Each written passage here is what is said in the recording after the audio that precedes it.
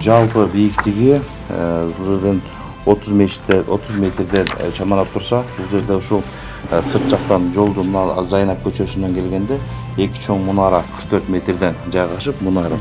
Калган ушул эң чоң мындай чоң эшик ушул Зайнап көчө жактан, мына Масалиев көчө жактан ачылып, ушул жердин ичине парковканы кошкондо, жертөлөнү кошкондо 4 этаж болбосо, бул жердин үстүнө 3 этаж чыга турган ушундай чоң мечит, жалпы орундугу 3000 орунду деп ушундай эме кылдык. Ош шаарынын так борборунан орун алган Аль-Бухари Алай мечитинин ордуна жаңы имарат салынат. Учурда шаардык Азият мечитин эскистик долбоорун жарыялады. Мусулмандардын сыйынуучу жайын куруу жергиликтүү демөөрчүлөр тарабынан ишке ашат. Шаар казысы азырынча мечитти каржылоо үчүн ыктыярдуу демөөрчүлөр менен сүйлөшүү жүрүп жатканын билдирди. Дегил адамдар бир ушу ибадат кылганда өзүнө бир кенен кесир бир рахат менен ибадаттана турган, ибадат кыла турган бир чоң мечитти ниет кылып пландап, бул чертождорун сыздырып бүтүрдүк. Жалпысынан ушул нерсеге бир 6,5-7 миллион доллардын тегерегинде кетет деп ушуну сүйлөшүүлөр жүрүп атат. Буюрса жакын аралыкта, бул үстүнөн караган бит, жакын аралыкта ушуну баштайбыз деген чоң үмүттөр менен турабыз. Муну айланып тегеренип келбели, бул жерде ошол шаарыбызга, мындайча айтканда, ибадат кылуучулар, намаз окуй тургандарга жума күндөрү адамдар батпай көрүп атасыздар. Анан көркүнө көрк кошо турган заманба жакшы үлгүдөгү чоң мечит салына турган салынат деп ушуну аракет кылып атабыз буюрса.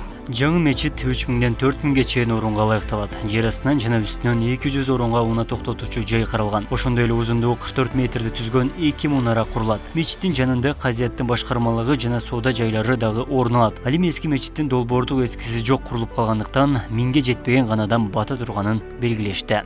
Биздин мечиттин могу азыр неме сквер турбайбы? Ошол жерди biz biyagına salып атабыз. Мисалы үчүн мечиттин мына кыры турбайбы? Мына мечиттин кыры азыркы. Биздин турган дуалдын түбү ушул жерлер. Бунан дагы ичкери качырып атабыз да. Чоң айткондо, биринчиден машина тыгынды жоюу үчүн жердин астында жертөлөгө 100 машиналык парковка, анын жердин сыртына дагы 100 машинага жете турган парковка кылып туруп, жок дегенде 200 машина менен парковка менен жайгаштырсак машиналарда.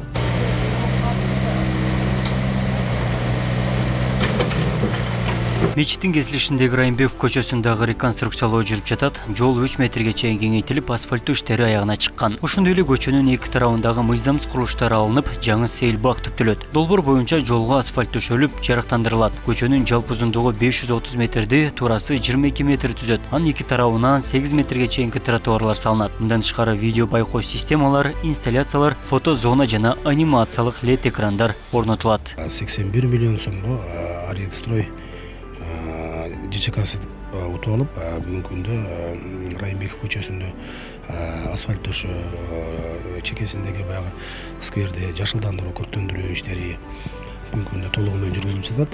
Долбоордун башталышынча айта турган болсок, долбоор сентябрь айында башталган.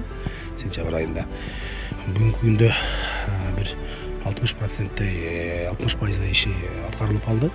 Ал эми калган бөлүктөрү эми ал жерде бетон иштери жана башка иштер болгондугуна байланыштуу быйыл өзү негизи 15 ноябрга пландаганбыз, бирок эми азыр мына аба ырайын жакында кыш келе атат.